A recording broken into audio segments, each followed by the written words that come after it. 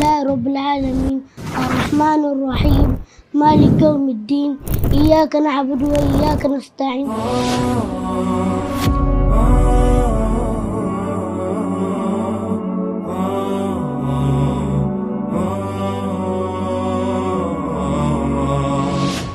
muna cikin wannan makaranta mai albarka markaz rattil li tahfiz al-Qur'an al-Karim wa ulumihi, wanda an kafa ta ne akan manufofi na a fitar da tatattun mahaddata al-Qur'ani mai girma da ilimin shi. Kuma alhamdulillah muna yi wa Allah godiya subhanahu wa ta'ala godiya tun daga farkon bude makarantar nan kusan shekaru 4 har zuwa yanzu. alhamdulillah dukkan abubuwa da muka saka suna tafiya daidai.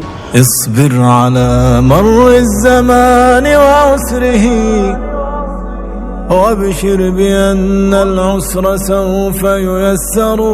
muna yi wa dukkan wanda suka tallafa ma wannan tafiyar take ci gaba, Allah ya saka musu da gidan aljanna gabaki ɗayan mu. Wassalamu alaikum warahmatullahi wabarakatuh.